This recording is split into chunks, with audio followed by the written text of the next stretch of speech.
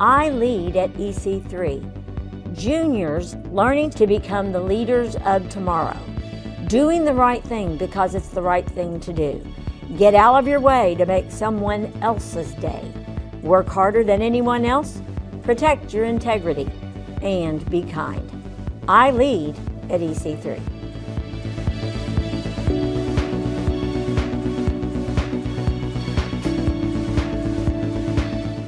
They get rid of clogs and stoppages so the sewer can continue to run.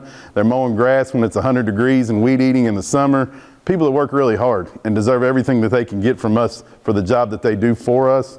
We made sure that they were getting paid at least market rate so they could take care of their families, because that's the goal when you go to school or learn a trade, is to be able to put yourself in a position to take care of families. So we went and we made sure that they were getting paid what they needed to. We also started investing in tools, and we started investing into improving buildings, and we started investing into the fleet that they're driving, the vehicles, all because we wanted them to feel like they were important to us. And the reason we want them to feel that way is because they are. They're the heartbeat of the city. So we wanted them to know that the leadership in City Hall was for what they are doing. So we made those investments in it, and morale's been great. And another thing that's really improved for us is the opportunity to hire the best people that we can possibly hire, because we provide the best benefits and great pay and great tools and great facilities and great vehicles. So that's really improved what we're trying to do. So I think as a form of leadership, I guess what I'm getting at is, you need to make sure that you're taking care of the people that you're put in position to lead. And so that was one of the first things that we did. We also made it a point to visit them. Go out and see them. Let them know that, hey, yeah, because my title's the mayor and I'm supposed to be at the top, my job's no important than somebody that's working at Public Works and that's taking care of our streets or our sewers or our parks or our police or our fire or our gas department or our wastewater department or our finance department. My job's no more important than theirs is, because if you all have been on a team, which I know I see some athletes in here, football, soccer, basketball, if you're playing in a basketball game and you're playing a really good team and you have 5 on the floor for both teams, 4 of your teammates, or 4 people on the floor for you are playing really hard, and you have one that didn't, but the other team has 5 that's playing hard and they're doing really well, who wins? The team with 5. So you need everybody clicking on all cylinders, doing what they're supposed to, and everybody's job, whether it's smaller or larger, is extremely important for the success of a team. And I'm a football, baseball guy, so I know on a football team that you can't have 10 players playing really well and one not, and play another team that has 11 players playing really well and expect to win. It just doesn't work that way. So everybody's important. Nobody's job is more important than the other person's. And if that's what your attitude is, I can tell you it's wrong. Everybody has a purpose. There's no legal job that you look at that you should look down upon or think that it's a lesser of a job than another job, because everybody's important and it takes the world to go around. So we wanted to make sure that they understood that and that they didn't think that we thought we were too important to come down and be with them. So frequently, Mrs. Inman will tell you, we go down and we visit them and we hang out with them and we learn what they do and we tell them that we appreciate them. And so I think that is a form of leadership, to go down and make sure that they know that we're all on one team and that we're working as teammates. So that's something that we're very proud of and what we try to do within the city of Elizabethtown. There's 10 different departments there now. There was 11. We did away with one and combined some of those resources to make 10, but we've started, or we didn't start, we started 4 years ago to let them know that we're not 10 different teams, we're one team, and we can combine resources and work well together and play off of and use what other departments do really well and combine that and be even better. So they've really bought into that. I think that things are going great with the city because we've changed some mindsets maybe, or we've changed some things from the way that they've done it in the past. And like I said, it was in great shape when I got there, so I'm not at all putting anything down about the way things were operating, but we think we came in and improved them. And with that being said, when I'm not the mayor anymore and a new mayor goes in there, I would expect them to build off the progress that we made. So that's how things work in life. But leadership, more than anything, and I like the word integrity, character and integrity go a long way into having people follow you for the good. Now, is it possible that somebody can have great leadership skills and use them for the detriment of people? Absolutely, and I'll give you a perfect example. You don't have to look any farther than World War II when Hitler was in reign in Germany. Was he a tremendous leader? He was a good leader, unfortunately, for all the wrong reasons. and people followed him, and they followed him somewhere that was probably the greatest atrocity in the history of our world, which would have been the Holocaust. So it can work both ways, but you all have been raised right. You've been around enough good people to know the things that you're looking for in somebody that you want to follow for a positive goal. And so when it comes to leadership, do things the right way. Always do what you say. Be honest, have good character and integrity. And of course, the best definition of character and integrity that I can think of, and you all have heard it before, is always do what you're supposed to, even when nobody else is watching and there's nobody else to impress to do it. Just do what you're supposed to. And the perfect example of that is if you go to Sam's and you get a big shopping cart full of stuff and you walk out to your car and you unload it, what do you do with the shopping cart? You push it down the parking lot and into somebody else's car, or do you walk it 6 parking spaces up and put it up? You put it up. That's what I'm talking about when nobody else is watching. Those little things in life are what really make a difference. And listen, I'm not saying I've always done that. I'm not saying I always do that. I try to do that. There's times that everybody falls short, but if that's your intention every time is to do the right thing, then you're showing good leadership skills, in my opinion, because it all goes back to character and integrity. So, anything else? Well, I would tell you, I'll tell you a quick story about Mayor Gregory. In the fall of 1990, the Central Hardin High School opened for the first time. And in the very first Elizabethtown versus Central Hardin football game, Mayor Gregory was a starting defensive back for Elizabethtown. Comes up on a simple run play, makes the tackle, unfortunately breaks his neck. Real big guy. Yes. Yes, he's bigger now. I wasn't. The guy I tackled was big. To a point where he had to be put into a halo. Medical bars, hoop around his head to hold everything in place. And they told him you can't play football anymore. And he wasn't going to listen to that. So he had to change. If he can't get out on the field to help and be there on the defensive side or the offensive side, what could I do to become better? Yes, he was a cheerleader for the remainder of the season, but then he teaches himself how to kick. And so he becomes the kicker on the team. Understanding that role was very, very important. And his senior year, he kicks the field goal into the wind in rain and really, really cold weather to win the region championship. And then they moved on to semi-state from there. But taking what was given to you, taking good point. What a lot of people would have seen as a negative, he's able to change that into a positive. And just kind of talk about that experience and that's what you went through as far as that goes. So he's correct. When I was a sophomore, I made a tackle. First game that Central E-Town ever played against each other. Central Hardin had just opened as a school. As a matter of fact, that was August 24th, 1990, and Central and E-Town had not even started school yet. They hadn't had their first day. So that was the Friday before school was supposed to start on a Monday, and it was also the Friday that Heartland Festival, which probably most of you all won't remember, started, which was a big festival the city of Elizabethtown put on out at Freeman Lake Park. So it was something that we all looked forward to when we were your all's age, and I was looking forward to it too. But I made a tackle on a guy, and he was a lot bigger than I was, and I tried to cut his feet, and his knee hit me in the side of the head, and it popped my neck real hard, and I broke 2 vertebrae in my neck. Ended up, they flew me to Louisville. I had to have surgery.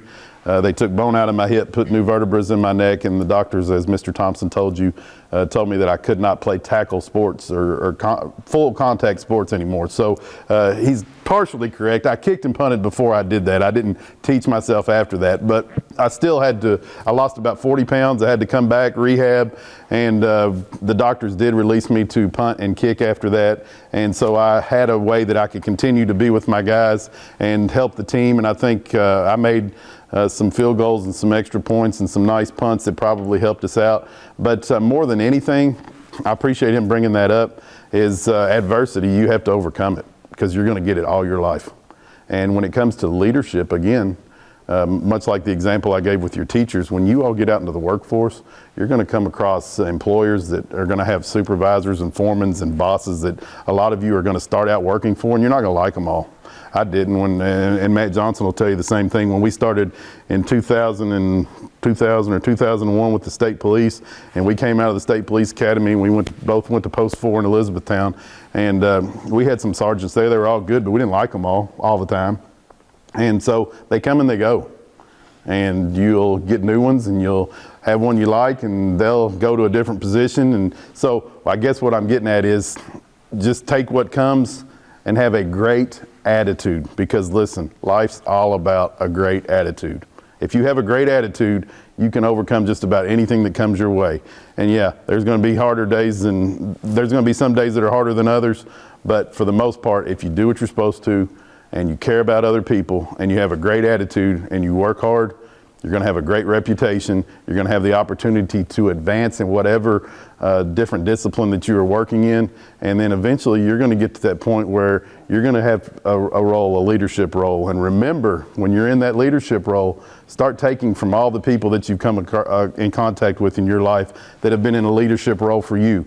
And take the things that you didn't like and don't do them, and take the things that you did like and do them, and then invent your own style and take care of people. That's the best way that I can describe leadership. That's what people are looking for. That's what people are looking towards when you're in a leadership role. They want to know that you care about them, because if you do and they know it, they'll do anything for you. And you can always take that army that you've created and built and that trusts you and go and do great things with them. So that would be my spill on leadership. I did want to save some time, Mr. Thompson, if I could, because I know this is a bright group. And I know that you all at least, excuse me, live in Hardin County. And I want to know, and you will not hurt my feelings if you have a criticism or a critique, but I want to know, with the industrial growth that we are seeing in this area, and we're going to see a large population growth over the next 10 years, I think, what are some things that you would like for the city of Elizabethtown to consider or do, or things that you would like to see happen in this area that you think maybe I can contribute to or help with? Who has some ideas? It may be, and you can even say, hey, I'd love to see, well, Chick-fil-A's taken. We've gotten another one of those. That usually was the hot topic. But it can be, hey, we'd love to see whatever brought here, because we have people working on those things. It can be about traffic patterns, anything that you want to talk about. I'd love to talk to you about it, because that's the way Mrs. Inman will tell you. That's the way that we get ideas, and we can't think of everything, and don't pretend to know everything. We love to hear from the public, and especially the young public, because listen, before you give me any examples, if you have any, I want to tell you this. The industrial growth that we are seeing, the opportunity that we are seeing in this area, not just Elizabethtown, but this region, is going to take all of you guys. And so it used to be when I was in school, and Mr. Thompson was in school, and Mrs. Wright was in school, and Mrs. Inman was in school, you'd hear people say, man, I can't wait to graduate because I'm going to get the heck out of here. I want to go somewhere else. We don't want you all to have that attitude. I know some of you probably still do, and that's okay. But we don't want you to have that attitude. I see some heads shaking. And that's okay. But listen, this is what we want to do. Used to be when we were in school, we'd hear everybody say, you know what, you got to go to Louisville to do that, or I'm going to go to Louisville and do this. We don't want to hear that anymore. We want to provide the amenities that you can get in Louisville or Lexington or Nashville or Indianapolis or any of the bigger adjacent cities to where we are. We want to have those amenities here. So we want to work really hard to do that, because all of you bright young people, we want coming back here and working and being in leadership positions and working in these high-tech jobs that we're going to have in these industries that are locating here. So I want to know, what are some of the things that we can put in E-Town that will improve it and make it more attractive to people that want to live here? A nicer mall. A nicer mall. Yes. Was that yours too? Yes. I thought I was going to get two.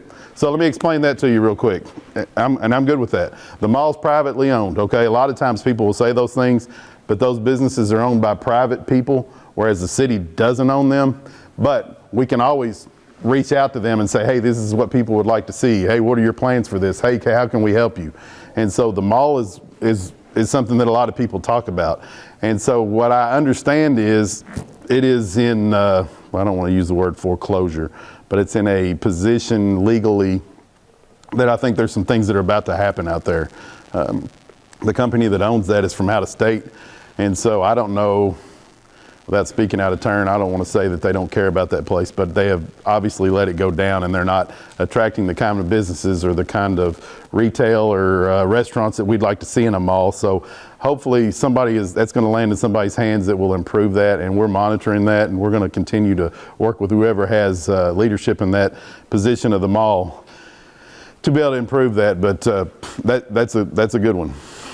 Malls are getting remodeled and repurposed all over the country, because it's mid-'80s they were huge, and that model has kind of died out a little bit. So we've got some ideas for that. You were going to say mall too, weren't you? I have another idea. Okay. We need to maybe something like a Dave & Buster's, like a main event down here for like younger people, so that way if they do have like a bigger birthday party or like just like a get together, they don't have to drive all the way out to like Louisville. Dave & Buster's is good, and that's another thing that we've talked about. Last year and a half ago, we hired a guy that his name's Terry Shipp. He's a former city councilman to do exactly that, do some business development. So whenever you all tell us these different places, then we pass that on to him, and he reaches out to them, and then he tries to find places for them to go, retail space or real estate or whatever, to make that a possibility, and reaches out to them. We try to incentivize them if there's ways that we can do that, and we're trying to continue to find places like that all the time. We're having some other places locate here, and it's a slow process, but we have more than most, to be honest with you. If you go around to some of the similar sized cities in Kentucky, you always hear them say, I wish we could get 2 Chick-fil-A's or some of the places that you all have. So we're doing well, but Dave & Buster's, I got you. Yes, sir. Maybe like a park full of basketball courts with like lights and stuff that can connect the community and more people come in. So outside basketball courts with lights. So we have down at the community center, there's some outdoor basketball courts. I don't know if you ever use those. We've talked about the outdoor basketball courts as well. There's also some down on University Drive, but if, you know, you getting all this, Mrs. Inman? A real nice basketball court with lights, or maybe 2. Yeah. You know, they used to have big tournaments here. They called it the Mud Bowl, I believe. And they had some really, really talented teams come in from different places, and they'd have great big outdoor basketball tournaments. It'd be nice to be able to have the opportunity to get back to something like that. So noted. Nicer skating rink. Skating rink? Yeah, Hey, I know all the orthopedic surgeons would like a real nice skating rink. You know it? Lots of knees and ankles there. It would be for me anyway. Skating rink. Grocery store on the south end of town. Say it again. Grocery store or something on the south end. So without revealing too much, that is something that we are working really hard on. Now I'll talk about the south end of town for just a second. When I campaigned and ran for mayor 5 years ago now, 4.5, 5 years ago, one of the things that I campaigned on was improving the south side of Elizabethtown, and it's hard. We have done a lot of things out there to improve it. There's not a ton that you can see visually, but we are making steps out there. Started with infrastructure. We're trying to improve a lot of that out there. But what people, when they come in, like I was talking about, they're looking for rooftop counts. They want to see how many people live there, and they're looking for traffic counts. So I'll give you all an example. If you go out there where Ring Road and 31W is, out there by the mall, where all the restaurants and all the stores and all that retail is out there, it's about 50 to 55,000 cars a day go through that intersection. It's one of the busiest in the state of Kentucky. So if you go down on the south end where Subway and our new firehouse is and everything out there on the south end there at 210, it's about 12,000 cars a day. So I know y'all aren't business people, but I also know you're smart. If you're wanting to locate a business in Elizabethtown, would you want to locate it where 50,000 cars were coming past it every day, or where 12,000 cars were coming past it every day? So that's the hurdle we have to get over. Now, that's just speaking the truth. The south end is nice, and it's going to be nice, and especially with Blue Oval SK on announcing down there in Glendale 3 miles from there, that's going to start filling in, we think. But to Mr. Thompson's point, that's going to have to start with a big box store. And so if we can get a grocery store down there or something similar to that, then I think the domino effect will follow that. And so we're working extremely hard on that. We do have some prospects that we've been working with, and hopefully that'll come to fruition sooner than later. So. How many years does it take for a project like the Blue Oval SK plant? Like, how long in advance did you know that that was a possibility? So by the time you all heard the announcement, we probably knew 4 to 6 months in advance that was coming. But that land had been developed for 20 years. Yeah, we've owned that land, or we haven't. The county's owned that land for 20 years. And so that was always going to be a possibility down there ever since Governor Patton bought it for the Hyundai deal that went south, literally to Alabama. Yeah. So, but that was always a possibility that was coming. But an interesting fact about that Blue Oval SK on project, there's 2 buildings down there. They're about 4 to 4.5 million square feet under roof. So 9 million, 8.5, 9 million square feet under roof. If that building was combined, it'd be the 2nd largest building in the world. Separated apart, then you have 2 buildings tied for 17th biggest buildings in the world. That's how much square footage is under roof is going to be under roof down there. starting with 5,000 jobs, and they're high-tech jobs. They're not like you all see on TV where people are working in a factory and sweating to death, and you're doing the same thing every time. These are people that are monitoring machines and computers and robots to make sure that they're doing all the things that they're supposed to do all the time. It's heated in the winter and it's cooled in the summer. They're good positions, and they're going to start off with really good wages. So we're glad to have them. We're proud to have them. I know everybody doesn't feel that way for multiple reasons, but we understand that too. But it's going to be a bonus for our community for sure, a large one, and it's going to change the way it looks. It just is. Do you go through a process to determine if something is good for the city or not? We do. Every prospect that we have come in, we don't always jump on board with anybody that wants to come here. There are different things that a lot of times want to locate here that we have planning and zoning regulations in place that don't allow that. I will just tell you, adult bookstores or strip clubs or anything like that. I know y'all are looking around and want to laugh, but it's the truth. We don't want them in the middle of our downtown. We don't want them up and down 31W. Anything that we don't think is beneficial for our community or would give our community a black eye or a bad name, we have planning and zoning restrictions in place a lot of times to prevent those things from locating here. So there's been a lot of planning many years ago to make sure that was in place and happened. Yes, ma'am. So with the new plant, do you think that we're going to need more schools because of the people coming? Yes, I think you will. And Hardin County, luckily, because you all have great leadership, and I can't tell you enough about your all's board and Miss Morgan, how much respect we have for them and how well we work with them. They're in a really good, from what I understand, a good financial position, and they're in a really good planning stage to make sure that that's going to be something that can be taken care of, and I think they're already looking at doing that. The thing that we don't know is the numbers yet and how quick that they're going to come in, and numbers of people meaning. So it'll be interesting as we get down the road a little ways to see what that looks like. A lot of these people that work at that are going to work at that plant and these other plants that have located here recently because of that plant are going to be coming from out of the county. I mean, we're going to have plenty here that are going to work there, but the Georgetown, the Toyota plant in Georgetown that opened 30 years ago, they drew from 90 different counties in Kentucky and Indiana. They had 90 different counties represented every day at work. So we expect that we're going to get something similar to that. But eventually, if we can provide a lot of amenities and a great place to live here in Elizabethtown, and those people that are driving from far out start seeing how great a place this is, we hope they move here. So that leaves me with one more thing that we'll have to tackle. If we get a lot of people moving here, does anybody know what that is? You got it. You're a smart lady. Housing.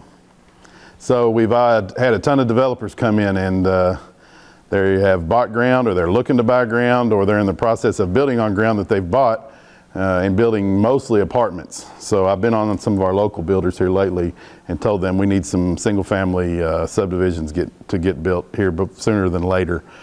We need a nice mix, but also what you have to have when you get all these apartments, and I'm talking about 3,000 right now as of today have been approved to be built. You have to have grocery stores, and you have to have other retail and gas stations and everything that would support somebody's, their existence and their family's existence. We have to make sure that we have plenty of those things too. And luckily Baptist Health, which is the old Hardin Memorial Hospital, they're doing a great job on some of their expansion, but healthcare, because that ER is the busiest in the state of Kentucky. Our ER in Baptist Health Hardin is the busiest in the state of Kentucky.